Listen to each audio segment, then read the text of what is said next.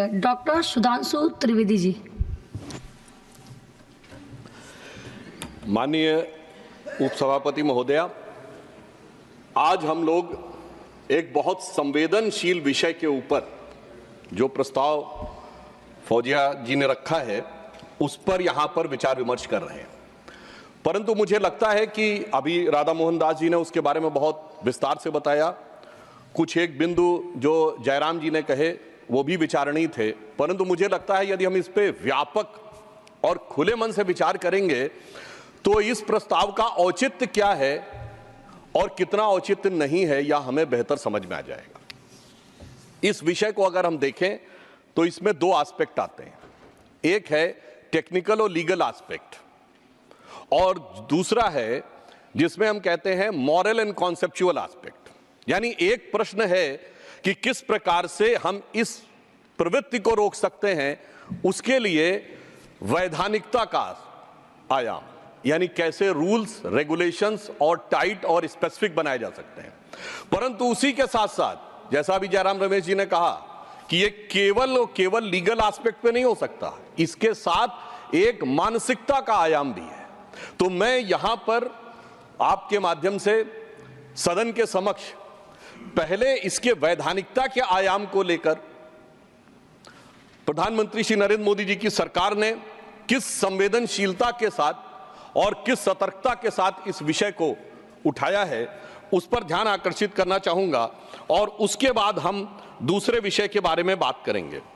मैं सबसे पहले यह बताना चाहता हूं कि जो अल्पवयस्क हैं, जो चाइल्ड हैं, उनके बारे में किसी भी प्रकार का अपराध न संभव हो सके, इसके लिए हमारी सरकार ने कई बड़े वैधानिक फैसले लिए हैं, जिसमें एक बहुत क्रूशियल है juvenile justice care and protection children act 2016, फिर उसके बाद क्रिमिनल लॉ अमेंडमेंट एक्ट 2018, उसके बाद protection of children from sexual offences amendment bill 2019।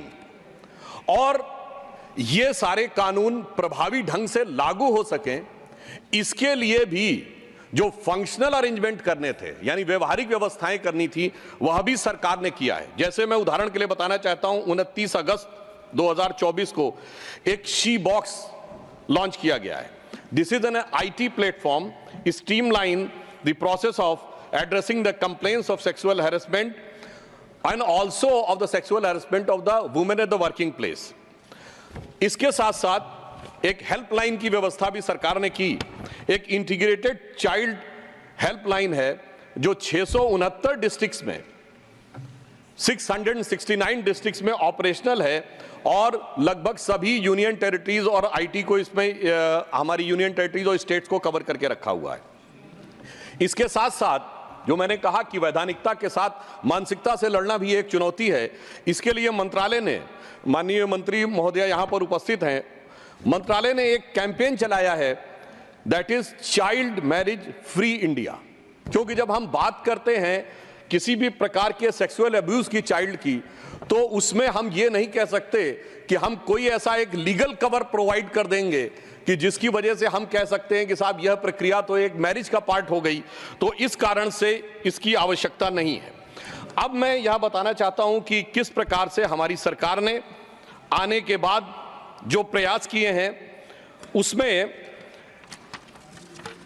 सबसे पहले जो पास्को एक्ट अमेंडमेंट की बात कही गई, ये एक्ट 2012 में यूपीए की सरकार लाई, परंतु मोदी जी की सरकार ने आने के बाद यह आवश्यकता महसूस की कि बदलते वातावरण में इसको और कठोर और प्रभावी बनाने की आवश्यकता है। इसीलिए सरकार ने, जिसके विषय में राधा मोहन जी ने अभी बताया भी, कि सेक्शन 2, 4, 5, 6, 9, 14, 15, 34, 42, 45 इन एक्ट्स में संशोधन किया, इनको और प्रभावी बनाया ताकि इनके द्वारा सजा भी कड़ी की जा सके और डेथ पेनल्टी तक की बात इसमें की जा सके। सेक्शन 4 और 5 जो प्रपोज अमेंडमेंट था, उसमें इस सीमा तक भी दंड का प्रावधान किया गया है कि जिसके द्वारा जिन केसेस में बहुत दुर्दांत अपराध किया गया है वहां पर मृत्यु दंड का प्रावधान भी किया जाए। इसके अतिरिक्त सबसे बड़ी बात यह थी, सेक्शन 14 और section 15 of the POCSO act 2012 was also amended to address the menace of the child pornography। क्योंकि ये एक ऐसी चीज जिसका अभी उल्लेख कर रहे थे अग्रवाल साहब, ये एक ऐसी चीज है जिसने पिछले 12-15 वर्षों में ज्यादा भयानक और गंभीर रूप धारण किया है। महत्वपूर्ण बात यह थी कि इससे पूर्व का जो एक्ट था उसमें चाइल्ड पोर्नोग्राफी की कोई प्रॉपर डेफिनेशन नहीं थी। तो जब यह एक्ट आया तो हमारी सरकार ने उसकी एक प्रॉपर सटीक डेफिनेशन की ताकि उसको सही ढंग से डिफाइन किया जा सके और उसके द्वारा अपराध करने वाले किसी भी व्यक्ति को बचने का कोई रास्ता न मिल सके। तो जो डेफिनेशन की गई है वो मैं बताना चाहता हूं, any visual depiction of sexually explicit conduct involving a child which includes the photography, video, digital, even computer generated image is indistinguishable from the actual child। इसके साथ आगे उसमें ऐड किया गया additionally an image created, adapted, modified to depict a child would also be treated as child pornography। ये जो act में ये प्रावधान किया गया है सभापति महोदय, ये और भी प्रभावी बनाने के लिए था, क्योंकि आज हम आर्टिफिशियल इंटेलिजेंस के दौर में आ रहे हैं और बहुत सी ऐसी चीजें हैं कि किसी का भी चेहरा लगाकर किसी भी प्रकार की एक दूसरा किसी के बारे में एक छवि खराब करने और उसे मानसिक रूप से प्रताड़ित करने की व्यवस्था की जा सकती है। तो उसके लिए भी और इसमें आगे व्यवस्था ये की गई, this would also include the cartoons, animated pictures and others. अर्थात ये एक प्रभावी और व्यापक परिभाषा चाइल्ड पोर्नोग्राफी की इसमें करने का यह प्रयास किया गया ताकि आने वाले समय में किसी भी प्रकार की कोई भी कानूनी लूपहोल का फायदा व्यक्ति ना उठा सके।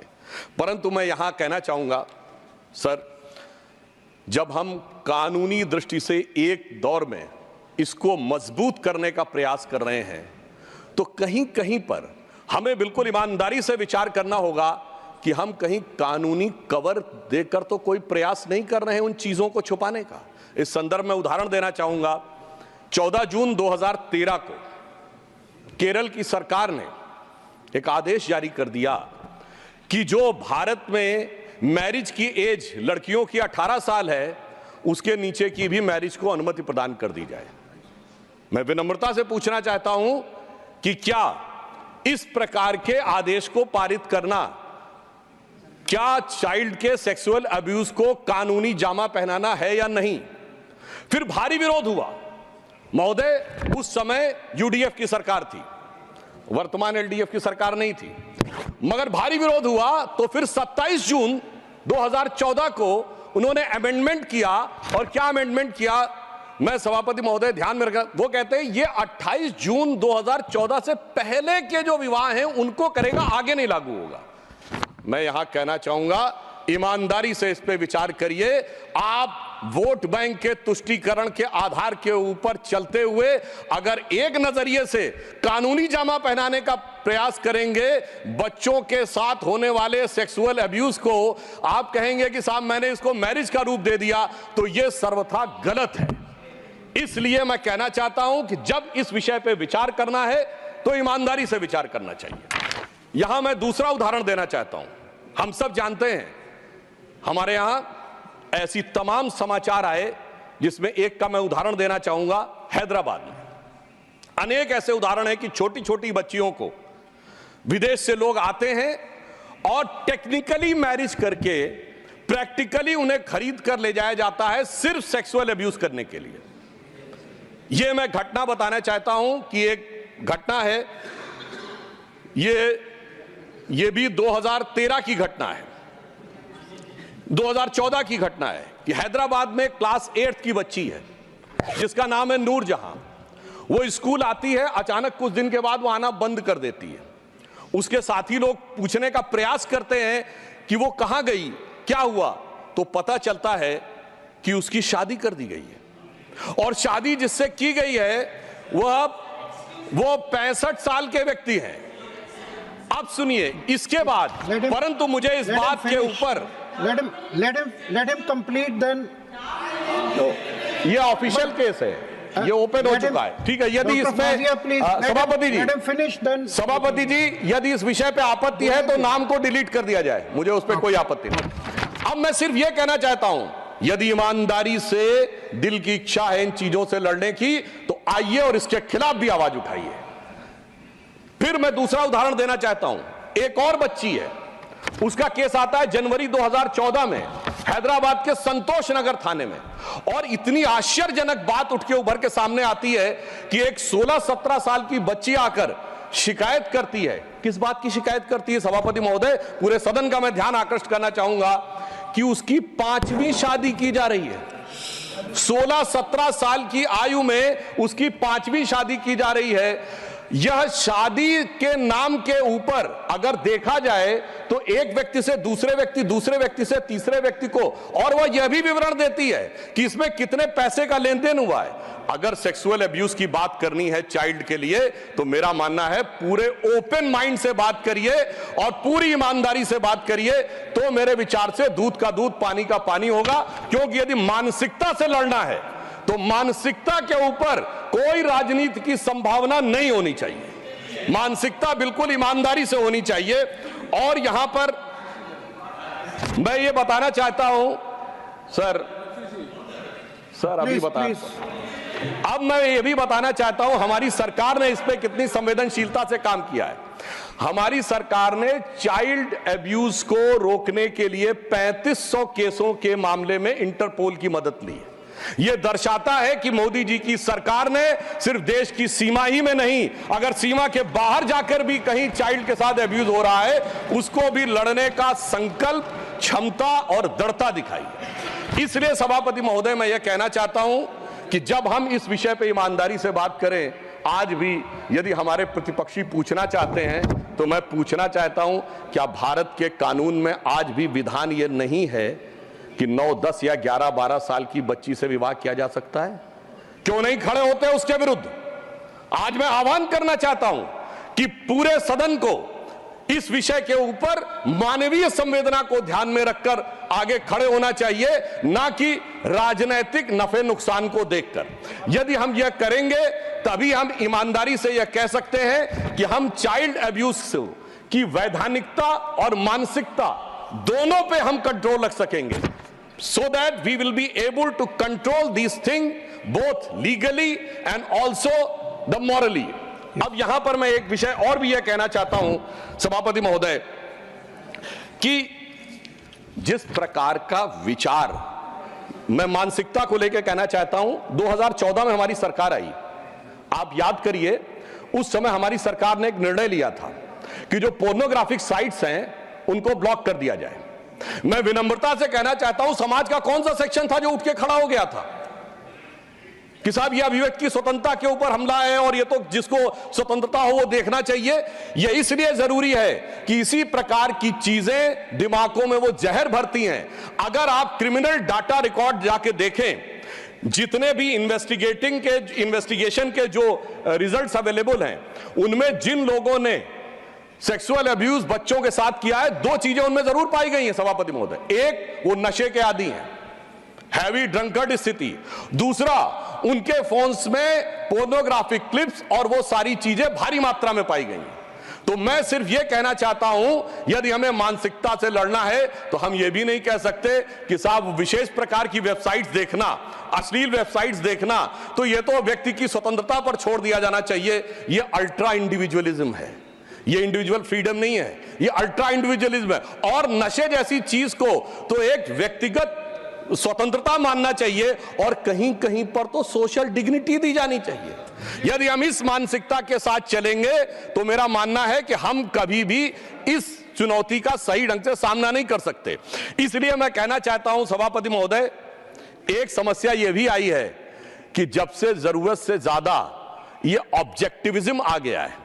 हम कोई विज्ञापन देखें, तमाम प्रकार की जो प्रस्तुतिकरण है वो देखें, तो उसमें हर चीज का ऑब्जेक्टिफिकेशन है। बच्चे का ऑब्जेक्टिफिकेशन है, वुमेन का ऑब्जेक्टिफिकेशन है, और उसको हम कहते हैं this is a expression, way of expression.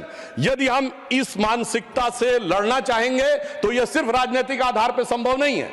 इसके लिए समाज को एकजुट होना पड़ेगा। और हमारी सरकार, सभापति महोदय, हमारी सरकार तो बच्चों के कल्याण के लिए संकल्पित होने का भाव तो अपने विचार और संस्कार लेके में आती है। क्योंकि हम तो वो हैं जिन्होंने श्री रामलला विराजमान को प्रतिष्ठित करने के लिए एड़ी चोटी का जोर लगा दिया। हम तो बालक में भगवान का स्वरूप देखते हैं। यदि आपकी मानसिकता भारतीय संस्कृति की उस मानसिकता से प्रेरित होगी जो बालक में भगवान का स्वरूप देखते हैं, विषय में बोल रहा हूं सर, क्या आप बात कर रहे हैं? ओके डॉक्टर, सुनिए, देखिए मैं कितनी बात कह रहा हूं। सभापति महोदय, यहीं पर आप प्रत्यक्ष निर्णय पूरा देश कर सकता है कि जब तक ये बात होती रही कि चाइल्ड मैरिज जारी रहेगी 9, 10, 11, उस पर कोई आपत्ति नहीं। मैंने कहा बच्चे में भगवान देखो तो आपत्ति शुरू हो गई। बच्चे में भगवान देखने की जो मानसिकता है वो हमारी अपना विचार है।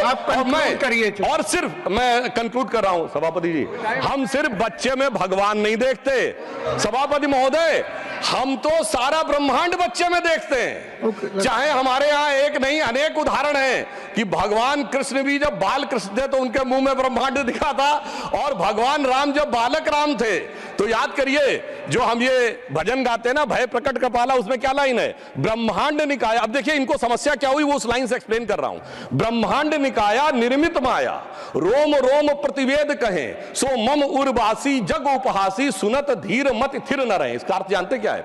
कि जो संपूर्ण ब्रह्मांड जिनके रोम रोम से बनते हैं वो हमारे, कौशल्या जी कह रही, वो हमारे उर में आकर हमारे गर्भ में आप प्रवेश कर गए।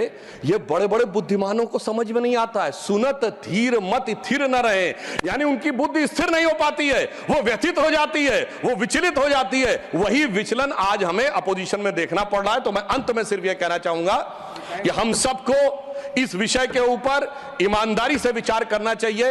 वैधानिक पक्षों पे मोदी जी की सरकार ने जितने सुदृढ़ कदम उठाए हैं और आगे भी उठाने के लिए कृत संकल्पित हैं, इसके लिए कोई एडिशनल और चेंज करने की वैधानिक आवश्यकता अभी इस समय मुझे नजर नहीं आती है।